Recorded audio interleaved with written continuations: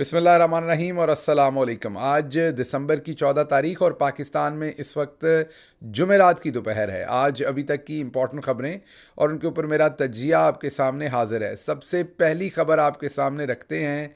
दुनिया की पाँचवीं बड़ी आबादी की रियासत, मुसलमान दुनिया की वाहद एटमी ताकत, दुनिया की छठी या सातवीं बड़ी फ़ौज रखने वाली रियासत ढोलक और तबले से खौफजदा है। जी हाँ, आपके लिए भी हैरान कुन खबर होगी कि ये रियासत जो है वो तबले और ढोलक पर कहाँ से आ गई। जी हाँ, कुछ किस्सा इस तरह से हुआ है कि गुलूकार मलकू इमरान खान का नाम ले बैठे गाना गाते हुए। गाने के दौरान इमरान खान का जिक्र था कि बस फिर रियासत अपनी आई पर आई और मलकू को गिरफ्तार करके ले गई। ये क्या खबर है, आपके सामने तफसील के साथ रखते हैं। दूसरी खबर बहुत ही हैरान कुन खबर है। हम तो वो खबर देंगे तो पर जलेंगे। अल्ताफ़ हुसैन साहब ने लंदन से इंकशाफात किए हैं और पर्दा चाक कर दिया है 9 मई के पूरे ड्रामे का। अल्ताफ़ हुसैन क्या कहते हैं उस ड्रामे के बारे में आपके सामने रखते हैं। तीसरी खबर, राजू बन गया जेंटलमैन। हम पहले दिन से आपको बता रहे थे कि राजू एक एम्बैरसमेंट है, अपनी ज़ात के लिए भी माजरत के साथ वो एम्बैरसमेंट है और अपने ओहदे के लिए भी वो एम्बैरसमेंट है। जब से आए हैं हर जगह पर वो ये बताने की कोशिश करते हैं कि वो बहुत पढ़े लिखे हैं। अब नया धमाका किया है उन्होंने और राजू कायद-ए-आज़म पर ही हमलावर हो गए हैं और इसराइल को तस्लीम करने के बारे में उन्होंने एक अहम बयान दाग दिया है। राजू के ऊपर अगर पाबंदी लगाई जाए कि वो इंटरव्यूज़ ना दें, बयान ना दें, तो उनकी अपनी भी कुछ इज़्ज़त रह जाएगी और उनके लाने वालों की भी इज़्ज़त रह जाएगी। ये क्या मामला है, ये आपके सामने रखते हैं। फिर लाहौर हाई कोर्ट के रावलपिंडी और लाहौर बेंचेस ने इलेक्शन के बारे में इंटरेस्टिंग फैसले दिए हैं। इसके ऊपर भी वक्त मिला तो आपके साथ बात करेंगे। पहली खबर की तरफ आते हैं। पहली खबर बहुत ही इंटरेस्टिंग खबर है।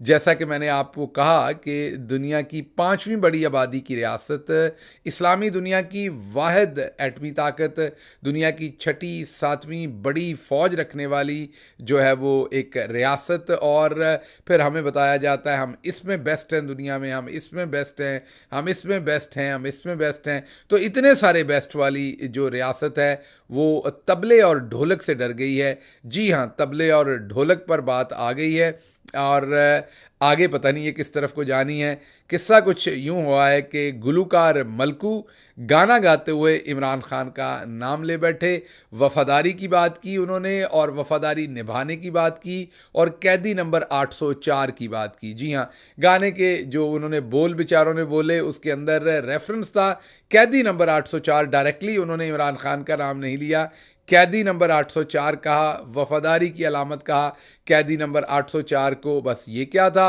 अदालत ऐसे थरकी जैसे तबले और ढोलक के ऊपर रकासा का जिस्म थरकता है, ऐसे ही हमारी रियासत थरकी और रियासत ने हमला कर दिया मलकू के ऊपर। मलकू को कॉन्सर्ट करते हुए गिरफ्तार कर लिया गया। वीडियो सामने आ रही है, अभी इस खबर की पूरी तहकीक कर रहे हैं क्योंकि इसके बारे में सारी खबर नहीं मिल रही कि मलकू को कहाँ रखा गया है। अब मलकू को क्या किसी जिंदान में डाला जाएगा या छोड़ दिया जाएगा या उससे प्रेस कॉन्फ्रेंस करवाई जाएगी। अब गुलूकार प्रेस कॉन्फ्रेंस तो करता अच्छा नहीं लगेगा। अब क्या मालूम कि प्रेस कॉन्फ्रेंस मीन के उससे कोई लाइव कॉन्सर्ट करवाया जाए जिसमें 9 मई के इल्ज़ामात इमरान खान पर और पाकिस्तान तहरीक इंसाफ पर डाले जाएं। मीन सियासतदान तो प्रेस कॉन्फ्रेंस कर रहे हैं, गुलूकार तो अच्छा नहीं लगेगा, तो बेहतर है उससे लाइव कहीं कॉन्सर्ट ही करवा लें ज़बरदस्ती का और उसमें उससे ऐलान करवा दें कि 9 मई के वाक़यात की वो मज़म्मत करता है और इन वाक़यात के अंदर इमरान खान और तहरीक इंसाफ की जो इन्वॉल्वमेंट है उसकी भी वो मज़म्मत करता है और इनको करार वाकई सज़ा देने के लिए भी वो गाना गाना चाहता है। तो यहीं पर बात आके ख़त्म हो गई है।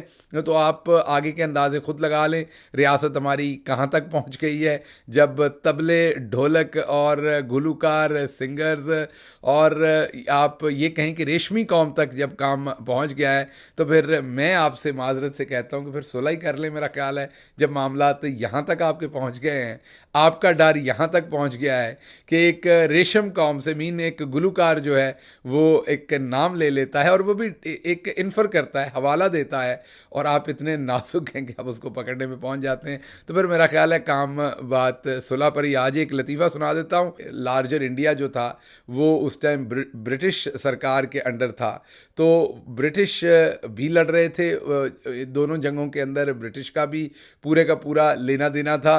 तो ब्रिटिश ने अपनी तरफ से लड़ने के लिए हिंदुस्तान के अंदर से फौजी भर्ती करने का प्रोग्राम बनाया। तो हर गांव-गांव जाकर वो फौजी भर्ती करते थे, जिन्होंने वहाँ जाकर इंग्लिस्तान और फिर यूरोप में जाकर वो जंग अजीम फर्स्ट और दोम के अंदर जिन्होंने अपनी पार्टिसिपेशन करनी थी। तो एक गांव के अंदर जब भर्ती होने की बात आई तो वहाँ पर एक मीर आलम भी थे, मरासी भी थे। उनको भी कहा गया कि मलका ने कॉल दी है कि आप सबको अब फ़ौज के अंदर भर्ती होना पड़ेगा और जाकर जंग लड़नी पड़ेगी मलका की तरफ से। तो मीर आलम ने कहा कि मलका को एक मेरा पैगाम दे, अगर बात मरासियों तक आ गई है तो फिर जनाब वाला मीर आलम तक आ गई है तो फिर जनाब वाला आप सुलह कर लें। मेरा ख्याल तो जब मामला गुलूकारों तक आ गया है तो फिर आप खुद ही समझ लीजिए कि बेहतर है कि आप जो है वो सुलह कर लीजिए। अच्छा जी, अगली खबर जो है वो आपके सामने रखते हैं। अल्ताफ़ हुसैन साहब, हम नहीं कहेंगे क्योंकि हम कहेंगे तो पर चलेंगे। पहले सुनिए कि अल्ताफ़ हुसैन ने क्या कहा। 9 मई के वाकयात का अंजाम मैं आज आपको यह भी बता दूंगा इस खिताब के जरिए कि 9 मई इमरान खान जेल में था। 9 मई इमरान खान या पीटीआई के लोगों ने नहीं किया। 9 मई फौज आईएसआई ने कॉन्स्पिरेसी तैयार की थी पहले से कि ये करेंगे, फिर लोगों के सामने रोना रोएंगे कि शोहदा की बेइज्जती कर दी शहीदों के, और ये कोर कमांडर घर पे हमला कर दिया। कायदे आजम हाउस पे, जिसे कायदे आजम हाउस कहा जाता था, यही तो फौज थी। तो अब पीटीआई के लोगों के कहते हैं कि ये तो नौजवान जो है ये, अच्छा भाई, इन्होंने पीटीआई के लोगों ने कोर कमांडर के घर पे हमला किया। पीटीआई के लोगों ने शोहदा की तस्वीरें उठा के, मोनूमेंट्स उठा के वो तोड़े, उनकी बेहुरमती की। या आप कहते हैं ना कि नौजवानों ने, तो भाई आप उनको फांसी देते ना। लेकिन आप पकड़ रहे हैं, फॉर एग्जाम्पल, में हजारों में नहीं कह रहा ताकि आसानी से समझ में आ जाए, पकड़े आपने 100, 40 आपने कहा कि ये बहुत ही बड़े दहशतगर्द हैं, उनको जरा अजियत खाने की तरफ ले गए, किसी को कुछ फिल्म दिखाई, किसी को कुछ धमकी दी, किसी को कुछ कहा, तो ये कहा कि अब तो बेटा फांसी होगी तुम्हें। या दूसरा यह है कि जाके तहरीक इस्तेहकाम पाकिस्तान में शामिल हो जाओ, तहरीक इस्तेहकाम पाकिस्तान में शामिल हो जाओ, वफादारियां तब्दील कराई। अब आपको पता लगा पीटीआई वालों कि पीएसपी कैसे बनी थी, अब आपको पता लगा कि बहादुराबाद कैसे बनी थी। ये फौज की बनाई हुई है, इनकी अवाम में कोई कदर नहीं। आपने सुना कि अल्ताफ़ हुसैन साहब ने वाजे कर दिया, मुझे कोई तबसरा करने की ज़रूरत नहीं है, ये पाकिस्तान तहरीक इंसाफ से नहीं है। अल्ताफ़ हुसैन, उनका कोई लेना देना नहीं है पाकिस्तान तहरीक इंसाफ से। वो बयान कर रहे हैं कि 9 मई के वाक़यात किस तरीके से ड्रामा पूरे का पूरा रचाया गया, क्या मकसद था, क्या पर्पज़ था उस सारे काम को करने का, किसने किया, कैसे किया। ये हम नहीं कह रहे, ये अल्ताफ़ हुसैन साहब कह रहे हैं और आपने सुन लिया। और सिर्फ अब इसको इस नज़र से देखिए कि 9 मई के वाक़यात के बाद क्या कुछ इस मुल्क के अंदर हुआ। 10,000 से ज़्यादा लोगों को ओवरनाइट अरेस्ट कर लिया गया। 48 घंटों के अंदर अंदर इमरान खान साहब को किस तरीके से अरेस्ट किया गया, किस तरीके से मार्जिनलाइज किया गया पाकिस्तान तहरीक इंसाफ को, उसकी पूरी जमात को किस तरीके से ज़बरदस्ती की प्रेस कॉन्फ्रेंसेस करवाई गई। तो आप अल्ताफ़ हुसैन की बात सुनिए और बात के साथ जो कुछ हुआ उसको मिला के देखिए, तो फिर आपको अंदाज़ा होगा कि वतन अजीज़ के साथ कितनी बड़ी ज़्यादती की गई है, पूरे मुल्क के निज़ाम के साथ, सियासी और रियासती निज़ाम के साथ। माफ़ कीजिएगा, पूरे मुल्क के रियासती और अदालती और सियासी निज़ाम के साथ कितनी बड़ी ज़्यादती की गई है और तबाही निकाल के रख दी गई है और इतनी अनसर्टेनिटी हुई है जिसका आज खमियाजा पाकिस्तान की इकॉनमी भुगत रही है और इकॉनमी की शक्ल के अंदर पाकिस्तान का गरीब आदमी भुगत रहा है। अच्छा जी, अगली खबर बड़ी ही इंटरेस्टिंग है और वो खबर है राजू बन गया जेंटलमैन। और जो राजू बन गया जेंटलमैन ने कायदे आज़म पर ही हमला कर दिया आखिरकार। राजू को जो है वो कुछ समझ नहीं पड़ा। तो मैंने आपको बताया ना कि राजू हर दिन कोई ना कोई शोशा छोड़ते हैं, कभी वो लम्स जाते हैं, कभी वो कहीं जाते हैं, कभी कोई बात करते हैं। उनको 2-3 कॉम्प्लेक्सेस हैं। एक तो वो उन्होंने हर जगह पर बताना है कि वो पढ़े लिखे हैं, उन्होंने कोई किताबें पढ़ी हैं, बात किसी और चीज़ की हो रही है, बताते वो आगे से कोई और चीज़ है। मीन उन्होंने हर सूरत ये बताना है कि मैंने किताबें पढ़ रखी हैं और मुझे अंग्रेज़ी आती है और मैं पेंट कोट पहनता हूँ। भले इन तीनों चीज़ों का राजू से कोई लेना देना नहीं ना हो, लेकिन वो बार बार हर जगह पर इन तीनों चीज़ों का इजहार करते हैं, ये बताने के लिए कि मेरा इन तीनों चीज़ों से बहुत गहरा वास्ता है। अब आप सोचते होंगे कि राजू ऐसा क्यों करते हैं। राजू इसलिए करते हैं कि जो उनके लाने वाले हैं उनको अंग्रेज़ी बोलने वाले भी अच्छे लगते हैं, उन्हें असल में काठे अंग्रेज़ अच्छे लगते हैं, उन्हें पेंट कोट पहनने वाले लोग अच्छे लगते हैं, शलवार कमीज़ पहनने वाले अच्छे नहीं लगते, अंग्रेज़ी बोलने वाले अच्छे लगते हैं। और जाली सच्ची झूठी किताबों के जो रेफरेंस दें और ये बताएं कि मैंने किताबें पढ़ रखी हैं ज़िंदगी में, उन लोगों से वो मरूब होते हैं जो राजू को लेके आए हैं। तो बहरहाल हमने तो पहले भी खिदमत में अर्ज़ किया था कि राजू साहब एक एम्बेरसमेंट है अपने लिए भी, लाने वालों के लिए भी, पाकिस्तान के लिए भी और अपने उस ओहदे के लिए भी जहां वो बैठे हैं। जब बोलते हैं कोई ना कोई एम्बेरसमेंट का कॉज करते हैं। अब उन्होंने एक नया धमाका किया है, उन्होंने एक इंटरव्यू के दौरान कायदे आज़म रहमतुल्लाह अलैह के ऊपर ही हमला कर दिया है और उन्होंने कहा कि कायदे आज़म की जो पॉलिसी है इज़राइल की, वो कोई आसमानी या मजहबी बात तो है नहीं कि जो बदल के कुफर हो जाएगी, इज़राइल को माना भी जा सकता है।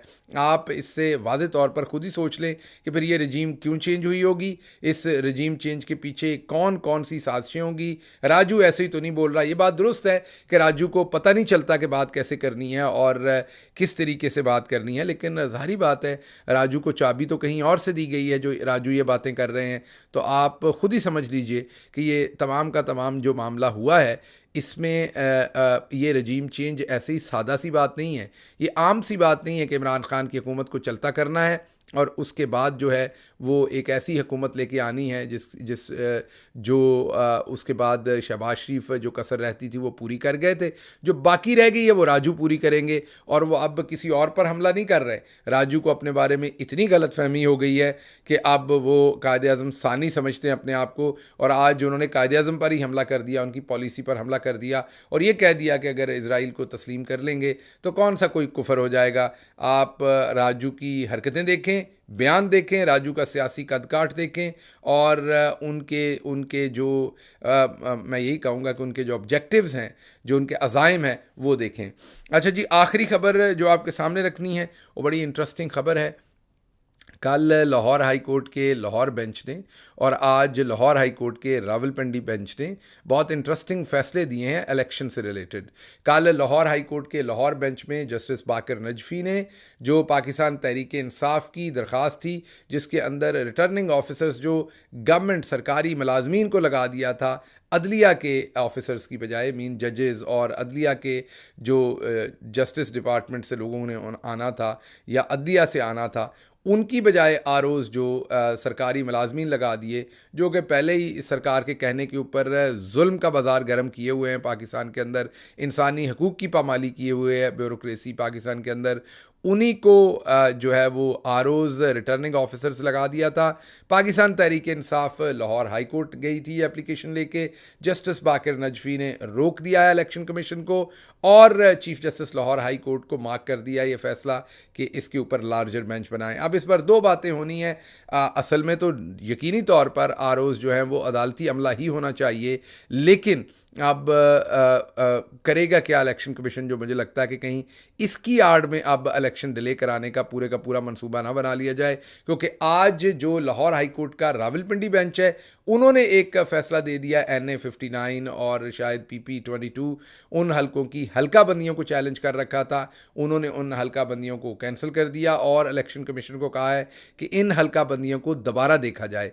तो जो Lahore high court Lahore bench justice Baqar Najafi का आरओज के ऊपर जो फैसला है और फिर जो Lahore high court Rawalpindi bench का NA 59 और PP 22 की हल्का बंदियों के ऊपर फैसला है, इन दोनों को अगर पॉजिटिव लिया जाए तो बिल्कुल दादरसी करनी चाहिए जो अदालत ने फैसला दिया है। लेकिन मुझे शायबा ये हो रहा है कि इलेक्शन कमीशन शायद इन दोनों फैसलों को इस्तेमाल करेगा। इलेक्शन डिले करना अगर पर्पज़ हुआ तो ये दोनों फैसले जो हैं वो इस्तेमाल किए जा सकेंगे। इसके साथ ही मुझे इजाज़त दीजिए। अल्लाह आपका हामी नासिर हो। पाकिस्तान जिंदाबाद।